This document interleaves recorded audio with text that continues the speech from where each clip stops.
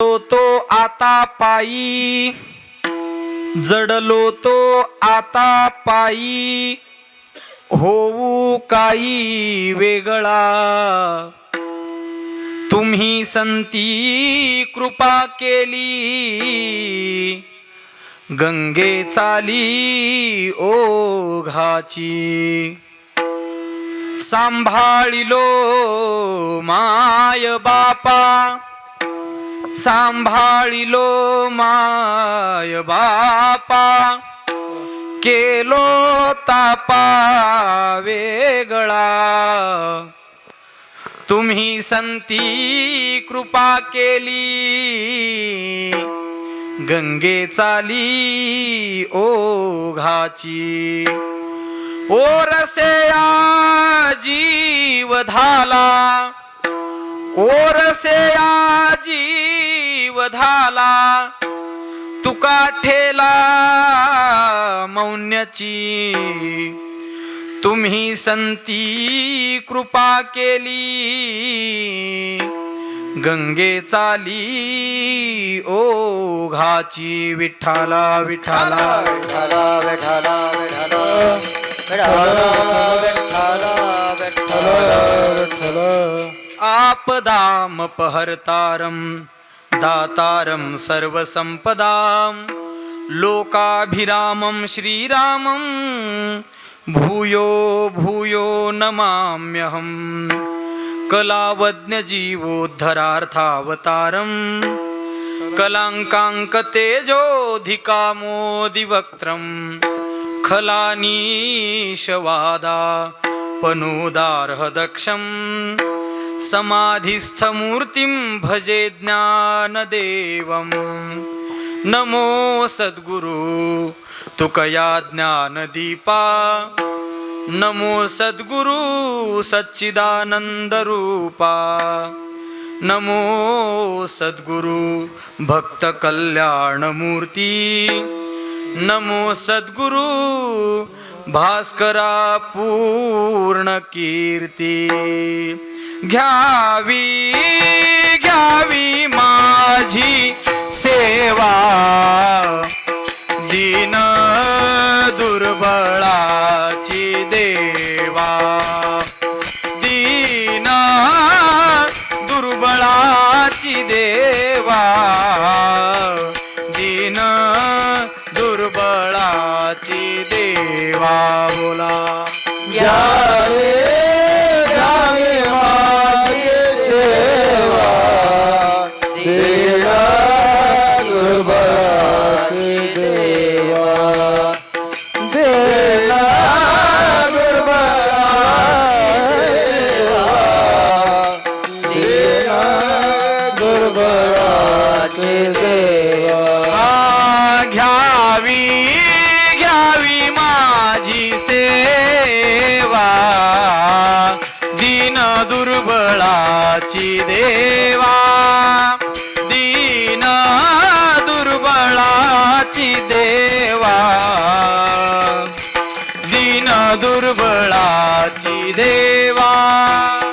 घ्यावे घ्यावे माझी सेवा, दीन दुर्बळाची देवा, दीन दुर्बळाची देवा, दीन दुर्बळाची देवा. ध्येयं सदा परिभवग्नमभीष्टदोहं, तीर्थास्पदं शिवविरिञ्चिनुतं शरण्यं. भृत्यार्थिहं प्रणतपालभवाब्धिपोतं, वन्दे महापुरुषते चरणारविन्दं. सम्पाद्य ज्ञानञ्च विधाय भक्तिं, विलोकितो येन समाधिराजः. वैराग्यवन्तं सुविचारयुक्तं, नमामि जोगं शिरसा गुरुन्तं. भक्ती वैराग्य ज्ञान हे तिन्ही मूर्तिमंत जवळी, द्वंद्वातीत शांती क्षमा दया ब्रह्मचारी कली. धन मान गृहदेह आशा नसे जात तिळभरी, ऐसे श्री संत नारायण बाबा त्यांसी मी नमन करी. सेवे लागी सेवक झालो, तुमच्या लागलो निज चरणा. अहो स्वामी तुकया देवा, यावरी न करावा अव्हेर सहज लिळे उदकी वह्या तुम्ही रक्षिलिया निज सत्ते निळा म्हणे धराल हाती तरी द्याल मती निरुपम अहो स्वामी तुकया देवा यावरी न करावा अव्हेर जडलो तो आता पायी जडलो तो आता पायी होऊ काही वेगळा तुम्ही संती कृपा केली गंगे चाली ओघाची. प्रस्तुत प्राप्त प्रसंगी प्राप्तस्थळी आपणा सर्वांच्या परमार्थ हृदयामध्ये व्याप्त असणाऱ्या भगवान परमात्म्याच्या सेवेसाठी निवडलेला अभंग वारकरी संप्रदायरूपी मंदिराच्या कलशस्थानी शोभणारे वैराग्य राग रसिक देहूक्षेत्र निवासी संत हृदय सम्राट श्रीमंत जगद्गुरु श्री संत तुकाराम महाराज यांच्या गाथेतील 4 चरणाचा हा अभंग असून या अभंगाच्या माध्यमातून जगद्गुरु तुकाराम महाराज आपल्याला प्राप्त झालेल्या पारमार्थिक स्थितीचा अनुभव, आपल्यावर प्राप्त झालेली संतांची अनुकंपा म्हणजेच कृपा, या कृपेचा कृतज्ञतापूर्वक उच्चार आणि अनुभव जगासमोर सांगतायत. विठ्ठला विठ्ठला विठ्ठला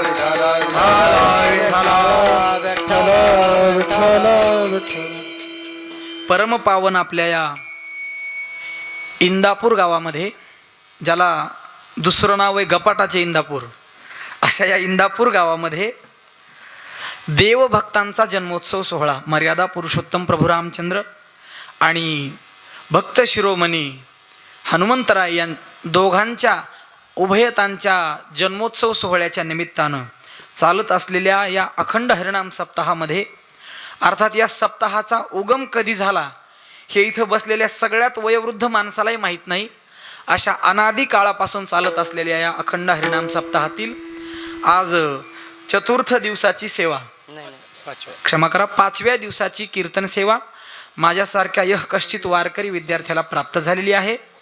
भगवान माऊली ज्ञानोबाराय बरं 6व्या दिवशी. मी ते काय नेमका क्रम कसा लावायचा हे मला लक्षात येत नाही, असा लावायचा कसा लावायचा, त्यामुळं मी असं मोजलं. असू द्या, 6व्या दिवसाची कीर्तन सेवा मला माझ्या परमभाग्यानं प्राप्त झालेली आहे. भगवान माऊली ज्ञानोबाराय, जगद्गुरु तुकाराम महाराज, स्वानंद सुखनिवासी सद्गुरु जोग महाराज जशी जशी बुद्धी देतील तसा तसा या अभंगाचा आपल्या सर्वांच्या सहकार्यानं विचार करण्याचा प्रयत्न करू. विठ्ठला विठ्ठला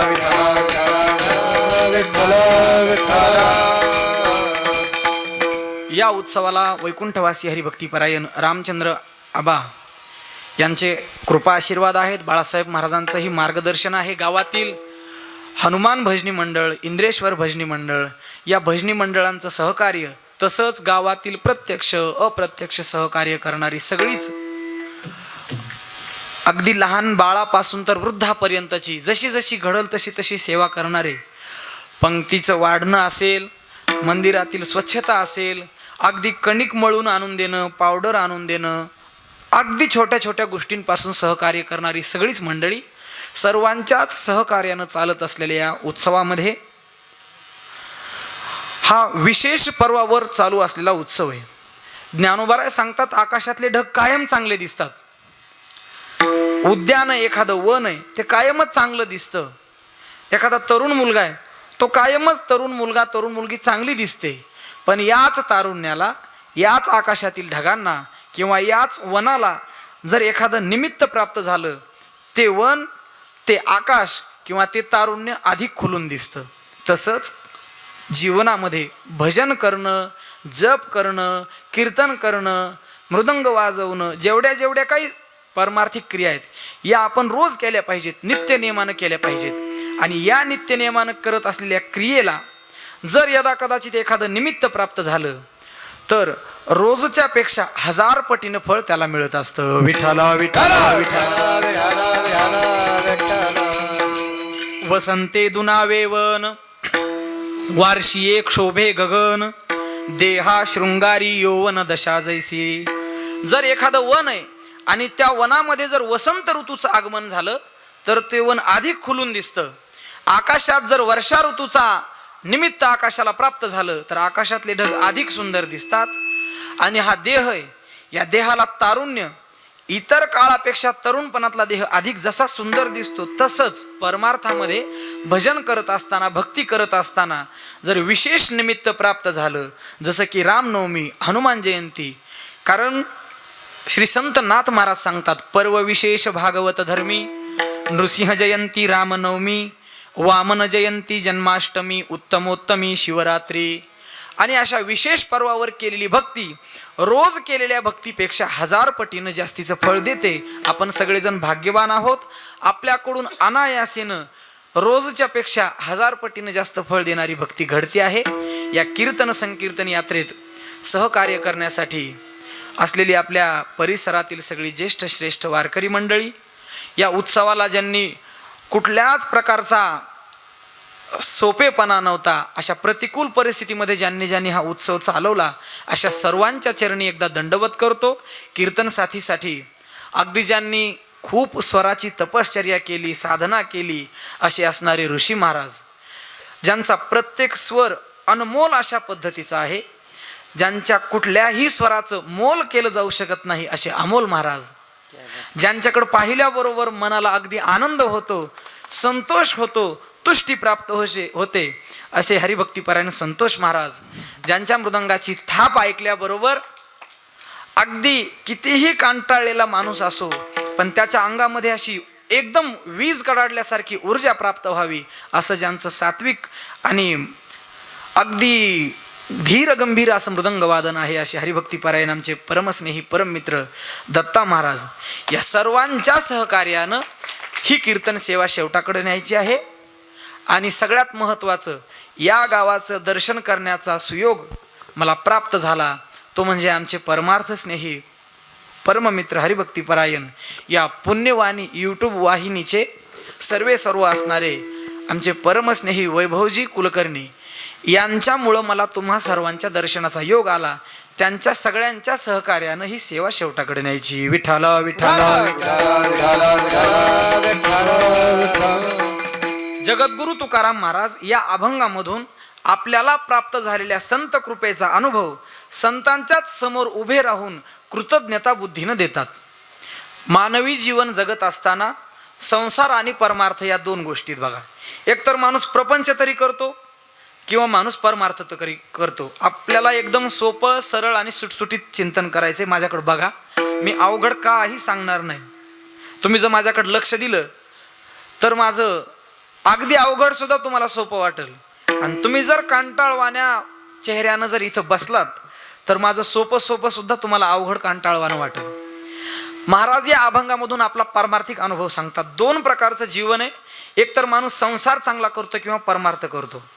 बरं, दोन्हीही गोष्टी केल्यानं माणसाला परमसिद्धी प्राप्त होत असते. बघा, तुकाराम महाराज सांगतात, एखाद्या माणसानं जर चांगला परमार्थ केला, चांगला, आणि त्याच तोलामोलाचा जर नीतीनं एखाद्यानं जर चांगला संसार केला, तर जे फळ चांगल्या परमार्थानं मिळतं तेच फळ चांगल्या नीतीनं केलेल्या प्रपंचानं सुद्धा मिळतं. विठ्ठल विठ्ठल विठ्ठल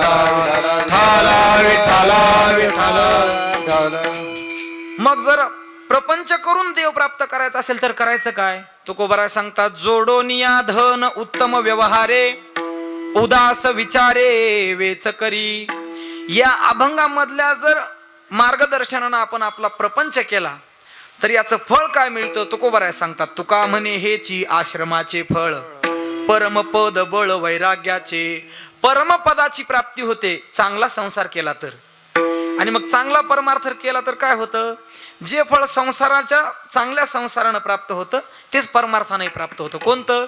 तुका म्हणे मुक्ती परिनिली नोवरी, आता दिवस चारी खेळी मिळी. नुसता चांगला परमार्थ केला तरी मुक्ती मिळते, आणि चांगला शेलका संसार केला तरी सुद्धा मुक्ती मिळते. परमपद बळ वैराग्याचे. पण आज आपल्याला परमार्थ करायचा असेल तरीही प्रयत्न लागतात, आणि संसार करायचा असेल तरी प्रयत्न लागतात. मला सांगा, नासका कुचका तुटका संसार करायला जर प्रयत्न करावे लागतात, तर परमपद प्राप्त करून देणारा, जन्म मरणाची एरझार संपवणारा परमार्थ करताना तर प्रयत्न करावेच लागतील ना. ज्ञानोबराय सांगतात, सायासे करीसी प्रपंच दिननिशी. प्रपंच करायचा म्हणलं तरी माणसाला सायास करावे लागतात. देरे हरीन पलंगावरी असं प्रपंचात होत नाही. मग जर प्रपंचात फुकट काही मिळत नाही तर परमार्थात तरी फुकट काय मिळेल बरं? आता खरं सांगू का, काय काय लोकांना वाटतं ह्याला फुकट मिळतं, ह्याचं लय सोपं आहे. कीर्तनकाराला वाटतं मृदंगाचार्याचं बरं आहे, मृदंगाचार्याला वाटतं श्रोत्यांचं बरं आहे, श्रोत्यांना वाटतं कीर्तनकाराचं बरं आहे, आणि तुम्हा सगळ्यांना वाटतं बरं का कीर्तनकाराचं आपल्यापेक्षा लय चांगलं आहे. पण खरं सांगू का, कुणाचंच बरं नाही. प्रत्येकाला कष्ट करावे लागतात. अहो, थंड अगदी 100% हिवाळ्यामध्ये जर कीर्तनकार कीर्तन करायला आणि त्याचा जर फेटा कीर्तनानंतर काढून बघितला तर पूर्ण मधून घामानं ओला झालेला असतो. सगळ्यांना वाटतं कीर्तनकाराची मजा आहे. मजा कुणाचीच नाही. साधा परमार्थ करायचा असो, प्रपंच करायचा असो, सायास करावे लागतात. पण चांगला परमार्थ होण्यासाठी किंवा चांगला प्रपंच होण्यासाठी प्रयत्नाची जोड असावी लागते, आणि चांगला परमार्थ होण्यासाठी प्रारब्धाची किंवा कृपेची जोड असावी लागते. विठ्ठला विठ्ठला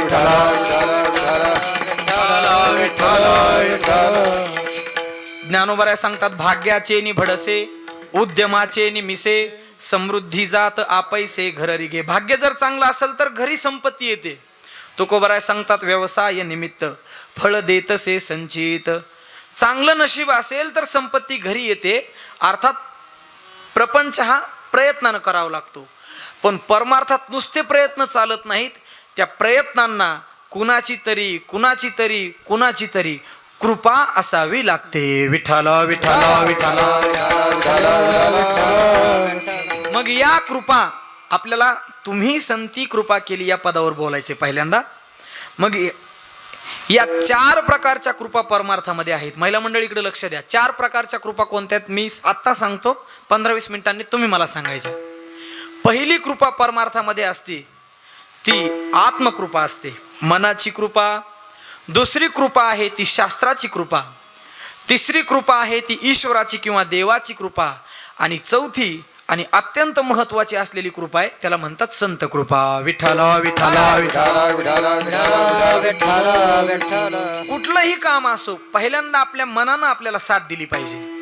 आणि जर मनानं साथ नाही दिली तर तुम्ही कितीही काही क्रिया केल्या तर त्याचं फळ आपल्याला मिळत नाही.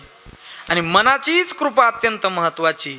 आणि तुकाराम महाराज सांगतात, मला तर संतांच्या कृपेपर्यंत जायचंय, पण या संत कृपेकडे जात असताना सगळ्यात आधी जर मला कृपा कोणी केली असेल तर माझ्या मनानं केली. तेने कृपा केली आम्हावरी गा, मनवोनी आलो या देशा, मनवोनी आलो या देशा.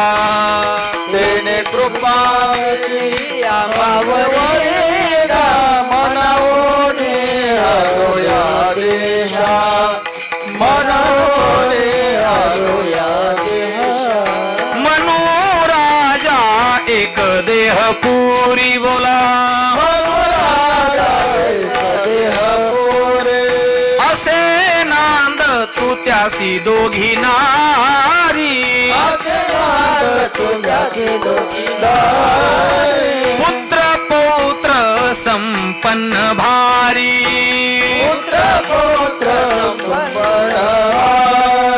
तेने कृपा केली, तेने कृपा केली आम्हावरी गा, मनवोनी आलो या देशा, मनवोनी आलो या देशा. कृपा केली, तेने कृपा केली आम्हावरी गा, मनवोनी आलो या देशा, मनवोनी आलो या देशा. तुकाराम महाराज सांगतात, माझ्या मनानं माझ्यावर कृपा केली. काय केलं? मनुराजा एक देहपुरी, असे नांद तू त्यासी दोघी नारी, पुत्र पौत्र संपन्न भारी, तेने कृपा केली आम्हावरी गा. मन नावाच्या राजानं, देहपुरीत राहत असणारा मन नावाचा राजा, त्याला 2 पत्नी आहेत. असे नांद तू त्यासी दोघी नारी. 2 पत्न्या कोणत्या? एक प्रवृत्ती नावाची पत्नी आणि एक निवृत्ती नावाची पत्नी. जुन्या काळामध्ये राजा म्हटलं की बहुपत्नी म्हणजे अनेक पत्न्या असायच्या. आणि दोन पत्न्या असणाऱ्या प्रवृत्ती काय करते, निवृत्ती काय करते, मला हे सांगायचे. प्रवृत्ती म्हणजे संसार आणि निवृत्ती म्हणजे परमार्थ. बघा तुम्ही, आणि आपली सगळ्यांची प्रवृत्ती, सगळ्यांचा स्वभाव असा आहे, आपण निवृत्ती नावाच्या पत्नीकडे कधी जात नाही, प्रवृत्तीकडे जात राहतो. बघा, संसारातले सायासे करीसी, मी आताच सांगितलं, सायासानं प्रपंच करतो म्हणजे प्रवृत्तीकडे आपण जास्त जातो. बघा तुम्ही, कीर्तनाची पत्रिकेतली वेळ 9 ते 11 आहे. कीर्तन सुरू कधी झालं आपलं? हा, ह्याच्याहूनच लक्षात घ्या आपली धाव नेमकी प्रवृत्ती नावाच्या बायकोकडे का निवृत्ती नावाच्या बायकोकडे. आणि निवृत्ती म्हणजे काय? परमार्थ. निवृत्तीकडे येताना हळूहळू एक एक चाल झाली, प्रमाण झाले, महाराजांचं प्रस्तावना झाली की मग लोक यायला सुरू करतात. याला म्हणायचं निवृत्ती म्हणजे परमार्थ. आणि प्रवृत्ती म्हणजे आपलं घरदार संसार. आता जर आपण बरोबर 11 वाजता कीर्तन सोडलं की 11 वाजून 5 मिनिटाला इथं दिसलं तर एखादं कुत्रं दिसेल, दुसरं कोणीच दिसणार नाही. म्हणजे आपली धाव सगळ्यांची परमार्थाकडे, प्रपंचाकडे, प्रवृत्तीकडे. पण तुकोबराय सांगतात, मनुराजा एक देहपुरी, असे नांदतू त्यासी दोघी नारी. या 2 पत्न्या आहेत, पण माझी निवृत्ती नावाच्या पत्नीकडे धाव आहे. मी संसारापासून हळूहळू हळूहळू निवृत्त होत चाललो. तेने कृपा केली आम्हावरी गा, त्यानं आमच्यावर कृपा केली. केलं काय? बरवे माझ्या केले मने, पंथे येणे निघाले, पंथे येणे निघाले, पंथे येणे निघाले. बरवे माझ्या केले मनी, पंथे निघाले, पंथे निघाले, पंथे निघाले. बरवे माझ्या केले मने, पंथे येणे निघाले, पंथे येणे निघाले, पंथे येणे निघाले. बरवे माझ्या केले पंथे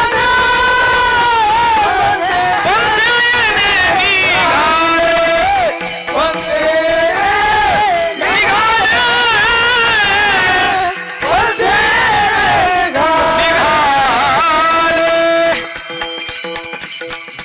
माझ्या मनानं माझ्यावर कृपा केली. मला आत्मकृपा सांगायची. पहिल्यांदा आपल्या मनानं आपल्यावर कृपा केली पाहिजे. अख्ख्या जगानं कृपा केली ना, आपलं मनच जर आपल्याला साथ देत नसेल तर त्या जगाच्या कृपेचा काही उपयोग नाही. बरवे माझ्या केले मने, पंढरपूरच्या वाटेने निघालं, पंथे येणे निघाले. जर आपलं मन पंढरपूरला जायचं म्हणत असेल तर समजावं आपल्यावर मनाची कृपा झाली. मग मनाची कृपा होणं म्हणजे काय? चित्त स्थिर होणं. पहिल्यांदा चित्त स्थिर करायचं, आणि एकदा चित्त मन स्थिर झालं की मग काय करायचं? तुकोबराय सांगतात, क्षण एक मन स्थिर करोनी, सावध होई डोळे उघडोनी, पाहे वेद बोलिले पुराणी, तुका विनवणी करीतसे. एकदा मन स्थिर झालं की मग तू शास्त्राकडे जा. शास्त्राकडे जा म्हणजे काय? वेद काय म्हणतात ते ऐक, शास्त्र काय म्हणतं ते ऐक, गीता काय सांगते ते ऐक. खरं काय खोटं काय याचा विचार करण्यासाठी तू ग्रंथ उघड, ग्रंथांचा अभ्यास कर. गाथा, ज्ञानेश्वरी, भागवत, हरिपाठ, श्रीमद भगवद्गीता या ग्रंथांचं तू चिंतन कर. म्हणजे शास्त्राची कृपा प्राप्त करून घे. आत्मकृपा झाली, शास्त्र कृपा झाली, आणि शास्त्र कृपा झाली की देव काय म्हणतात, देवा वाचून असणारी सृष्टी काय याचा विचार आपल्याला कळतो. आणि मग याच्या पुढची जी कृपा आहे त्याला म्हणायचं ईश कृपा. देवाची कृपा आपल्यावर झाली पाहिजे. खरं तर काही लोक आधी देवाची कृपा सांगतात, नंतर संतांची कृपा सांगतात, आणि काही जण आधी संतांची कृपा सांगतात, नंतर देवाची कृपा सांगतात. आपल्याकडे 2ही उदाहरणं आहेत. आपल्या पुराणामध्ये, आपल्या इतिहासामध्ये काही उदाहरणं अशी आहेत की काही लोकांना आधी देव प्राप्त झाला, नंतर संत भेटले, आणि काही जणांना आधी संत भेटले, नंतर देव प्राप्त झाला. कोणतं उदाहरण? आधी देव प्राप्त झाला आणि नंतर संतांची महती कळाली. पहिलं उदाहरण नामदेव महाराज.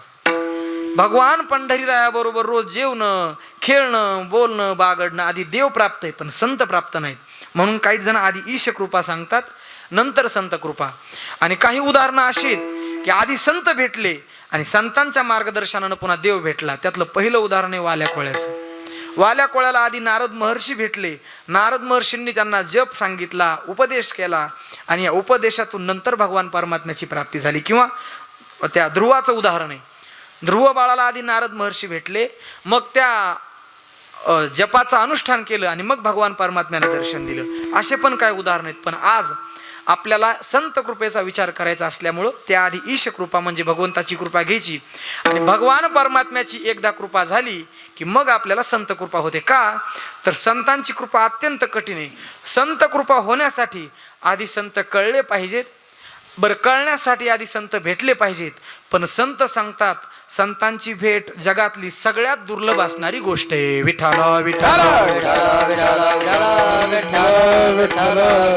चंद्रामृत सुखे सेवावेल, चंद्रामृत सुखे सेवावेल. बोला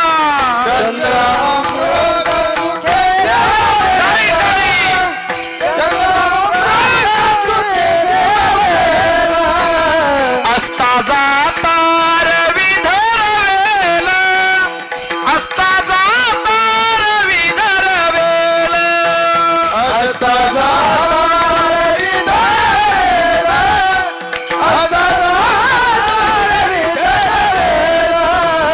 बाह्या हेळा सागर तरवेल, बाह्या हेळा सागर तरवेल, वाया हेरा सागर तारेला, वाया हेरा सागर तारेला. बरी त्या साधूची भेटी न होईल ग, त्या साधूची भेटी न होईल, बरी त्या साधूची भेटी न होईल ग, त्या साधूची भेटी न होईल. ऐसी कैसी आने भेटती ते साधू, ऐसी कैसी आने भेटती ते साधू, ऐसी कैसी आने भेटती ते साधू, ऐसे कैसी आने भेटती ते साधू. बोला ऐसे कैसे आने भेटती ते साधू, ऐसे कैसे आने भेटती ते साधू, कैसी आने भेटती ते साधू. ऐसे कैसे आने भेटती ते साधू. मग असे दुर्लभ असणारे संत किती दुर्लभ. चंद्रामृत सुखे सेववेल, चंद्रापासून प्राप्त होणारं अमृत लय दुर्लभ, भयंकर कठीण आहे. पण यदा कदाचित ते प्राप्त होईल सुखानं. सुखे सेववेल, अस्ताला जाणारा सूर्य धरणं अत्यंत कठीण आहे. पण यदा कदाचित ते सुद्धा शक्य होईल. असता जाता रवी धरवेल, बाह्या हेळा सागर तरवेल. समुद्र पोहून पलीकडे जाणं अत्यंत कठीण गोष्ट आहे. पण अशी कठीण असणारी गोष्ट एखाद्या वेळेला शक्य होईल. परी त्या साधूची भेटी न होईल गा. त्या संतांची भेट या तिन्ही गोष्टींपेक्षा कठीण आहे. आणि मग अशा संतांची तर आपल्याला कृपा करून घ्यायची. पण तुकोबराय सांगतात असं जरी असलं, जरी अवघड असली तरी आधी देवाला प्राप्त केलं की मग त्या संतांची कृपा आपल्यावर होते. बहु अवघड असे संत भेटी, बहु अवघड असे संत भेटी. बोला बहु अवघड असे संत भेटी, बहु अवघड असे संत भेटी, बहु अवघड असे संत भेटी, बहु अवघड असे संत भेटी. बहु अवघड असे संत भेटी, बहु अवघड असे संत भेटी.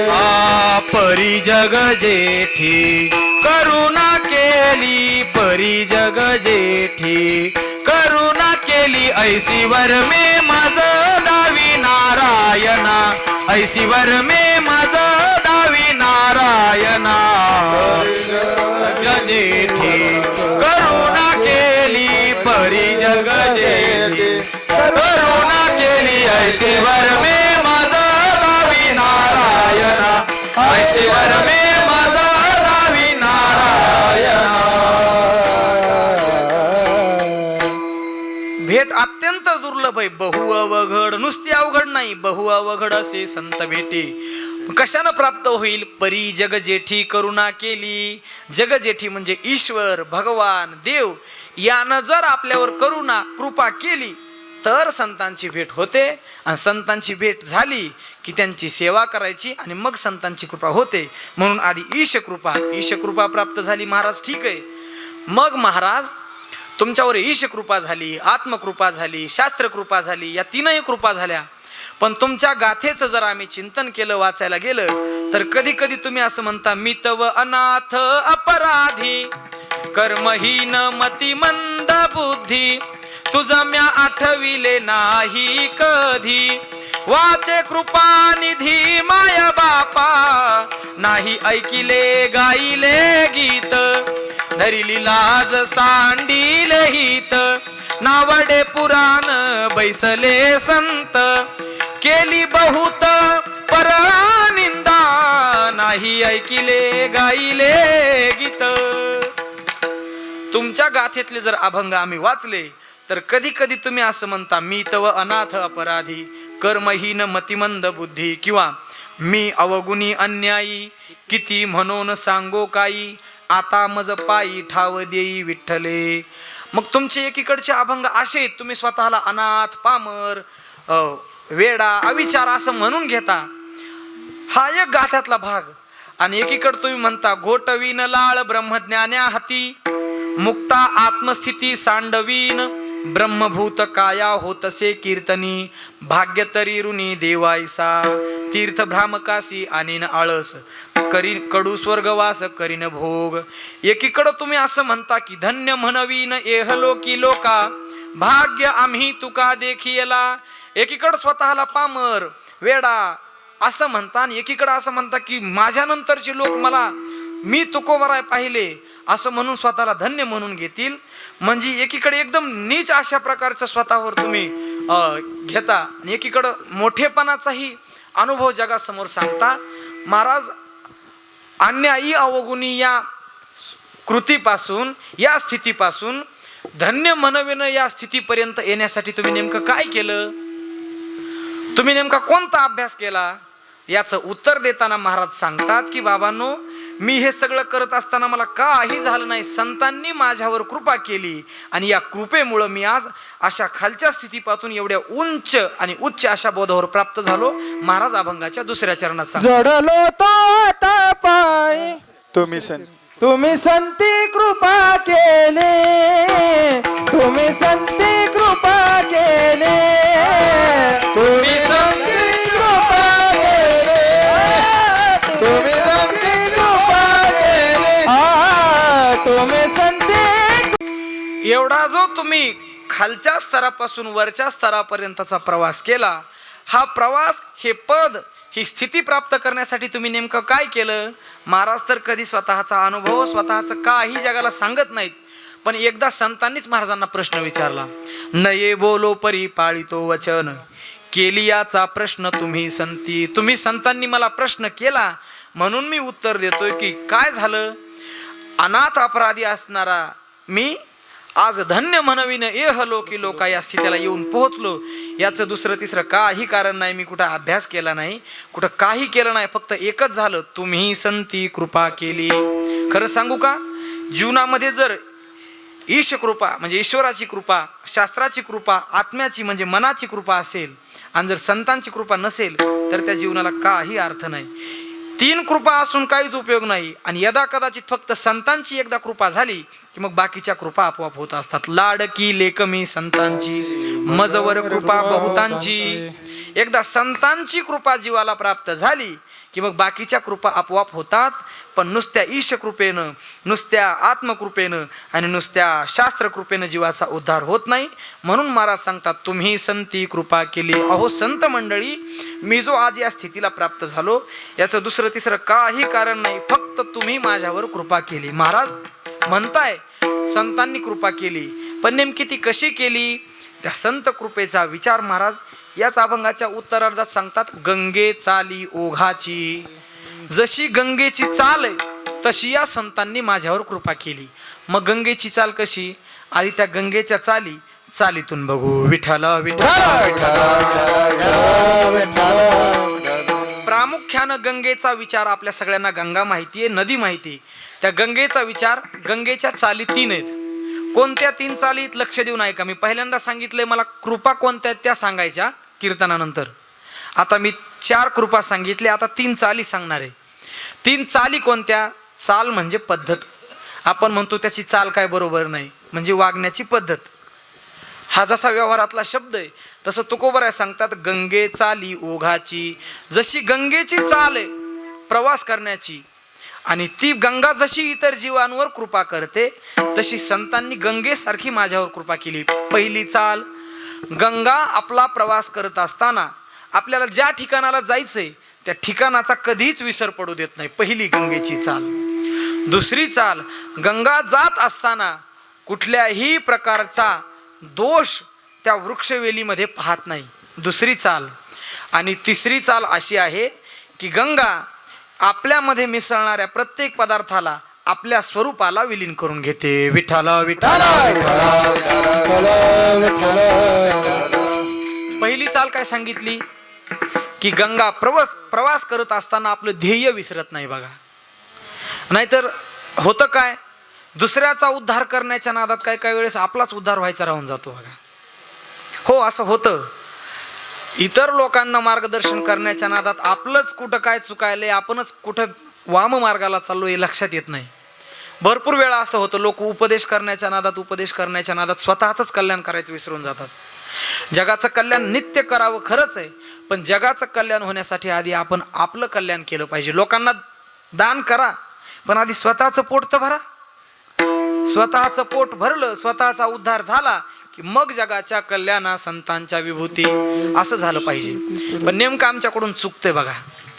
आता तुम्ही जरा माझ्याकडे लक्ष द्यायनात म्हणून विनोद सांगतो तुम्हाला, एक कथा सांगतो की नेमकं आपलं चुकतंय कुठं. आता इथं जवळचं शहर कोणतं आहे आपल्या गावापासून? वाशी. आपल्याला जवळचं नाही पाहिजे, लांबचं सांगा मग. आता 2 शहरापैकी तुलनेत लांबचं. आता आपण आलो ते येरमाळा. बरं, येरमाळा घेऊ आता, माझ्या आवडीचं घेऊ. आणि काय, जगाचं कल्याण करण्याच्या नादात स्वतःच कल्याण व्हायचं राहतं. कसं बघा, तुमच्या गावातले 2 जाऊ नयेत पण तरुण मुलं येरमाळ्याला गेले, आणि येरमाळ्याला गेल्यानंतर फुल डाउनलोड होऊन आले. फुल डाउनलोड झाले बघा. जास्त विस्तार करायची गरज नाही, तुमच्या लक्षात येतं. आणि फुल डाउनलोड झाले, आणि एकदा ते मद्यप्राशन केलं, दारू पिली, आणि त्या दिवशीची लालपरी संपल्यानं एसट्याच निघून गेल्या इंदापूरला येणाऱ्या. शेवटची एसटी निघून गेली, आणि 2घही जणांच्या लक्षात आलं की आपल्या ह्या दारूच्या नादामध्ये आज आपली एसटी निघून गेली. आणि मग हे 2घही जण हळू हळू हळू हळू करत करत निघाले. एक जण पुढं, एक जण माग. चौबदार, पहिला स्टॉप कोणता येरमाळ्याहून येताना? पहिलं गाव तेरखेडा. पहिल्या स्टॉपला दोघांनाही आपापले कपडे काढले, शर्ट काढून टाकले. पुढच्यानं काढलं म्हणून मागल्या नाही काढलं.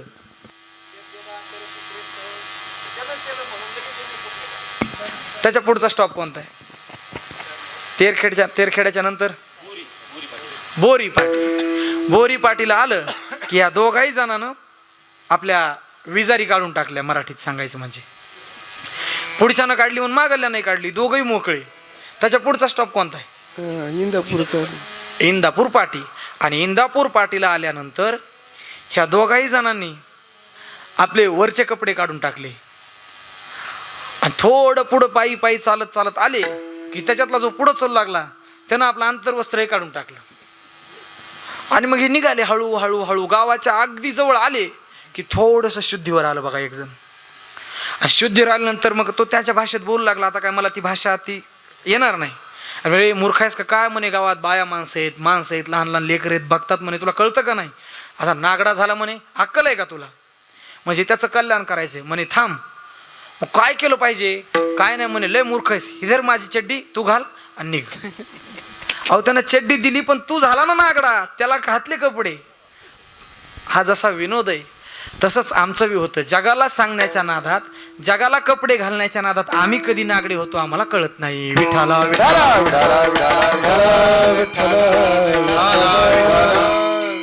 पण संत असं कधीच करत नाहीत बघा. आणि गंगा असं कधीच करत नाही. गंगा आजूबाजूच्या वृक्षांना सोबत घेते, पण गंगा आपलं जे ध्येय आहे, तैसी दुर्लभ जे सद्बुद्धी, जया परमात्माची अवधी, जैसा गंगेसी उदधी निरंतर, जसा गंगेला समुद्राचं ध्येय ती गंगा कधीच सोडत नाही, तसं संत मंडळी जीवाचा उद्धार करत असताना परमात्मा नावाचा समुद्र आणि त्याच्यापर्यंत आपल्याला जायचं ही दोरी कधी सोडत नाहीत. विठाला विठाला विठाला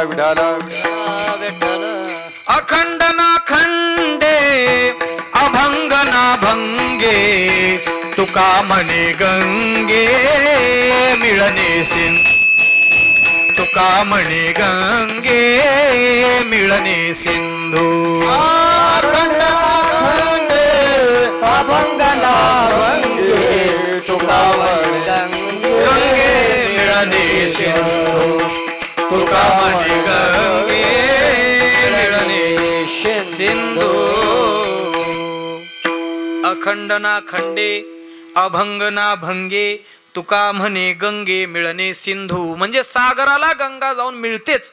काही हो, जसं आकाशातून पडलेली पावसाची धार जमिनीवर आल्याशिवाय विसावा घेत नाही, तसं गंगा प्रवासाला उगमापासून निघाली की समुद्राला प्राप्त झाल्याशिवाय विसावा घेत नाही. तसं संत मंडळी या अवताराला आले की देवाला प्राप्त करण्याचा जो मधला व्यवहार आहे तो व्यवहार पूर्ण केल्याशिवाय विसावा घेत नाहीत. पहिली गंगेची चाल, गंगे चाली ओघाची, या संत मंडळीने आम्हाला त्यांच्याबरोबर घेतलं. दुसरी गंगेची चाल काय सांगितली होती? आहे कोणाच्या लक्षात? आता तुमच्या लक्षात नाही म्हणून तर आमचं बरं चाललंय. दुसरी गंगेची चाल मीही सांगितली होती की गंगा कधीच भेदभाव करत नाही. एखादा नाला आला की गंगा असं कधी म्हणलेली तुम्ही ऐकलंय का? काय रे कुठून आला? म्हणे खाटकाच्या. चल होय बाजूला. असं कधीच गंगा म्हणत नाही. बरं, त्या नाल्याची बायको आली, नाली. विचारलं कुठून आली? तिनं सांगितलं वारकऱ्याच्या गल्लीतून, चल ये. असं गंगा कधीच म्हणत नाही. तसं संत मंडळी जीव संतांच्या जवळ आला की तो खाटकाच्या घरातला आहे का वारकऱ्याच्या घरातला आहे, तो दुर्जन आहे का सज्जन आहे, त्याच्याकडे गुण आहेत का त्याच्याकडे दोष आहे, याचा विचार न करता ते आपल्यामध्ये घेतात. विठाला विठाला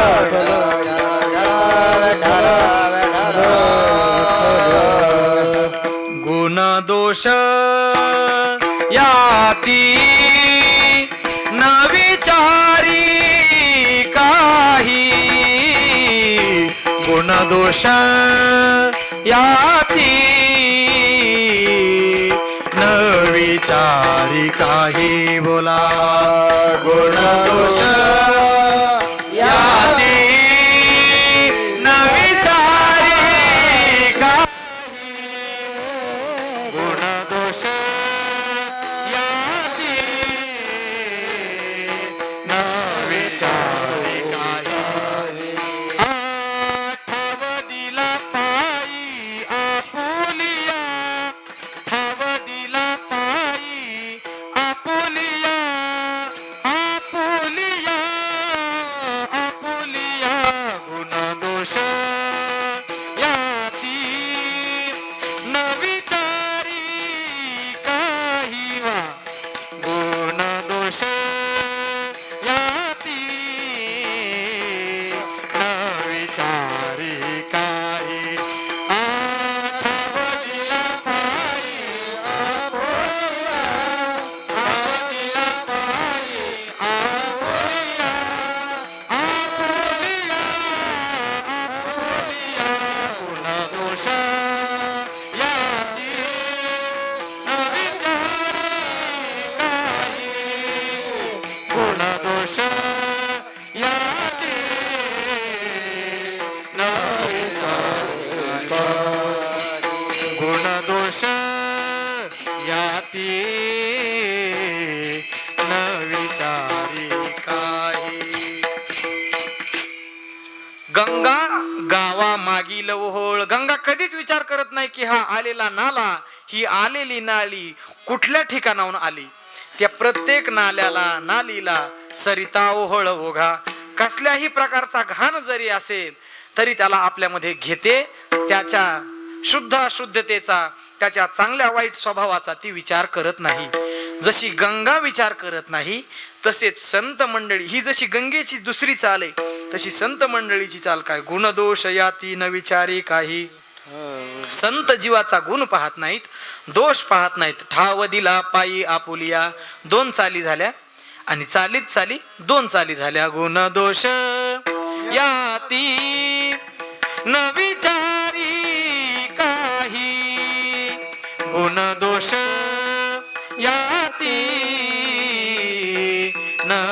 विचारी काही, गुण दोष याती न विचारी काही. ही तिसरी चाल. गुणदोष याती न विचारी काही विचारलं जात नाही. तुम्ही संतांना मारण्यासाठी जा, तुम्ही संतांकडं त्रास देण्यासाठी जा, तुम्ही संतांकडं शरण गेलात, तुम्ही कुठल्याही भावनेने संतांकडे जा, संत तुमचं कल्याण केल्याशिवाय राहत नाहीत. विठाला विठाला. एकदा एका लोखंडाच्या घणानं ठरवलं हातोड्यानं की सध्या परिसाचीच कीर्ती जास्त व्हायला लागली. जो तो त्या परिसाचंच नाव घ्यायला लागलाय, ज्याला त्याला परिसच माझा असावा, माझा व्हावा असं वाटायला लागले. आणि ह्या लोखंडी संघटनेनं, ह्या हातोडा घनाच्या संघटनेनं ठरवलं की एके दिवशी जायचं आणि ह्या परिसाला जाऊन मारायचं. आणि मग ह्या सगळ्यांनी ठरवल्यानंतर त्या सगळ्यांचा बॉस एक मोठा घन होता. हा घन गेला आणि गेल्याबरोबर त्या परिसावर थाडकन मारला. उशीर झाला आणि मारल्याबरोबर मला सांगा काय झालं असेल बरं. त्या परिसाचे अनेक तुकडे झाले, पण तुकडे जरी झाले तरी ज्या परिसाला ज्या घनानं मारलं त्या मारण्याचा कुठल्याच प्रकारचा त्रास स्वतःला न घेता, त्रासाची प्रतिक्रिया न देता त्या पूर्ण लोखंडाचं, त्या पूर्ण घनाचं सोनं कोणी केलं? परिसानं केलं. तसं संतांचं जीवन आहे. संतांकडे तुम्ही मारण्याच्या भावनेनं जा, संतांकडे तुम्ही तरण्याच्या भावनेनं जा, संतांना त्रास देण्याच्या भावनेनं जा, संतांकडे छळण्याच्या भावनेनं जा. एवढंच नाही, भलत्या भावानं तुम्ही संतांकडे जा, संत तुमचं जन्म मरण संपवतात. विठाला विठाला.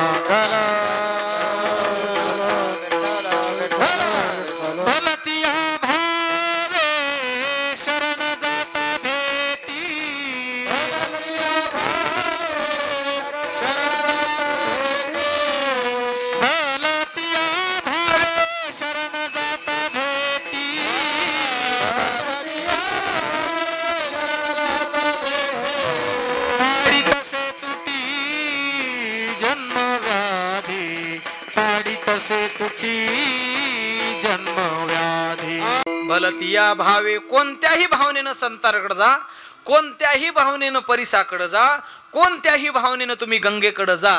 गंगा आपल्यामध्ये सामील करून घेते.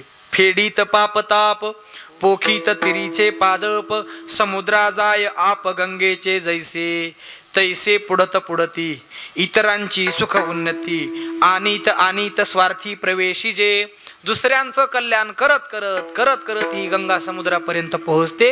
ही गंगेची दुसरी चाल. संत स्वतःचं कर्म करत करत दुसऱ्यांचंही कल्याण करतात. ही संतांची गंगेप्रमाणे असणाऱ्या कृपेची दुसरी चाल.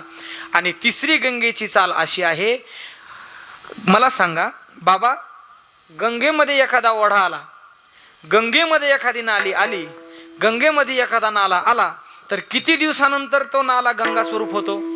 किती दिवसानं त्या नाल्याला गंगा म्हटलं जातं? मला सांगा बरं. अहो, तात्काळ गंगेमध्ये गेला की लगेच गंगा रूप होतो. जसा अग्नी माझी गेले, अग्नी होऊन तेच ठेले, काय उरले तयापन, मागील ते नामगुण. एकदा अग्नीमध्ये एखादा पदार्थ टाकला की तो जसा लगेच अग्नी स्वरूप होतो, तसं गंगेला प्राप्त झालेला ओढा कुठलाच वेळ न लागता लगेचच्या लगेच तो गंगा स्वरूप होऊन जातो. विठ्ठल विठ्ठल विठ्ठल. ज्ञानोबराय सांगतात, तवची वहाळ ओहळ, जव न पवती गंगा जळ, मग होवो ठाकती केवळ गंगा रूप. तवची वहाळ ओहळ, तोपर्यंतच त्याला वहाळ ओहळ म्हटलं जातं. कधीपर्यंत? जव नपवती गंगा जळ, जोपर्यंत तो ओहळ किंवा ओढा गंगेमध्ये जात नाही तोपर्यंतच त्याला ओढा म्हटलं जातं. आणि एकदा तो ओढा किंवा त्या ओढ्यातलं पाणी गंगेत गेलं की लगेच तो गंगा होऊन जातो. तसं हे जशी गंगेची चाल आहे, तर संतांच्या जवळ गेलेल्या माणसाला संतांची कृपा प्राप्त होण्याच्या आधीपर्यंतच दुर्जन नालायक, मूर्ख असं म्हटलं जातं. एकदा त्यावर संतांची कृपा झाली की तो सुद्धा संत ज्या पदाला गेले त्याच पदाला प्राप्त होतो. विठ्ठल विठ्ठल. मला सांगा, या जगातला माणूस, श्रीमंत माणूस, उदाहरणार्थ आपल्या राज्याचे मुख्यमंत्री, दत्ता महाराजांचा मृदंग वादन ऐकून त्यांच्यावर प्रसन्न झाले. त्यांच्या एका कीर्तनात, माझ्या कीर्तनात येऊन बसले आणि त्यांच्यावर प्रसन्न झाले मृदंग ऐकून. आणि मृदंग ऐकल्यानंतर, कीर्तन संपल्यानंतर ते दत्ता महाराजावर प्रसन्न झाल्यामुळे दत्ता महाराज म्हणले, महाराज मी तुमचं मृदंग वादन ऐकून खुश झालो, आनंदी झालो, प्रभावी झालो. तुम्हाला जे काय पाहिजे ते मागा. मला संतांची विशेषता सांगायची. जगातला सगळ्यात श्रीमंत माणूस काहीतरी मागा म्हणतोय आणि दत्ता महाराजांनी सांगितलं, एकनाथजी माझ्याकडे सगळं आहे बघा. हिंदीमध्ये त्याला म्हणतात वो भी है, ये भी है, वो भी है, असं सगळं माझ्याकडं आहे. फक्त मला एकच अपेक्षा आहे, तुमचं जे मुख्यमंत्री पद आहे ना ते एका तासासाठी मला द्या. एकनाथरावने डोक्यालाच हात लावला. अरे म्हणे, बाबा त्या मुख्यमंत्री पदासाठी मी 2.5 वर्ष खटाटोप करत होतो आणि असं असणार पद तुला देऊ? मला सांगायचंय काय, जगातली लोक, श्रीमंत लोक प्रसन्न झाल्यावर काही देतील पण स्वतःचं पद देत नाहीत. परीस लोखंड लागल्यानंतर सोनं करतो पण त्याला परीस करत नाही. पण संतांची विशेषता अशी आहे, संतांकडे आलेलं लोखंड रूपी जीव तो संतांकडे आला की संत त्याला स्वतःच्या पदावर बसवतात. विठ्ठल विठ्ठल. गंगा आलेल्या ओहळाला, आलेल्या ओढ्याला गंगा करते. परीस सोनं करतो. मुख्यमंत्री स्वतःचं पद देत नाही, सगळं देईल पण पद देणार नाही.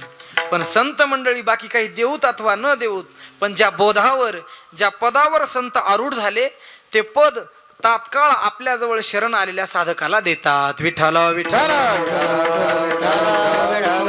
बैसविती अक्षयपदी ब्रह्मानंदी कृपाळ, ब्रह्मानंदी कृपाळ, ब्रह्मानंदी कृपाळ. बैसविती अक्षयपदी ब्रह्मानंदी कृपाळ, ब्रह्मानंदी कृपाळ, ब्रह्मानंदी कृपाळ.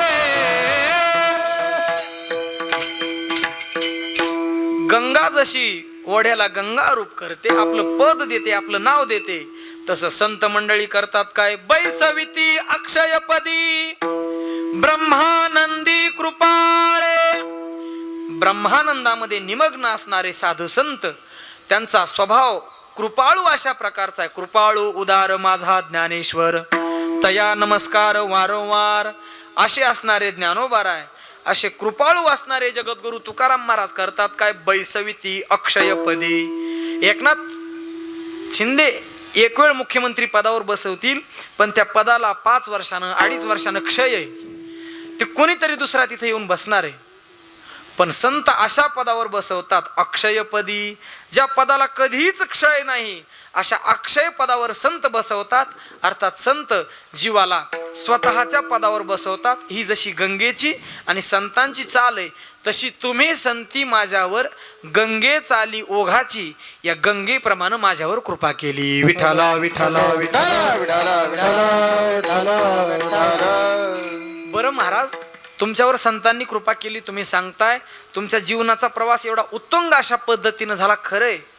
मग तुम्ही संतांनी माझ्यावर कृपा केली असं म्हणता, मग आता तुमची या बोधावर पोहोचल्यानंतर तुमची नेमकी भावना काय, तुम्ही इथून पुढे नेमकं करणार काय, याचा विचार प्रश्नाच्या उत्तरामध्ये महाराज अभंगाच्या पहिल्या चरणात देतात. जय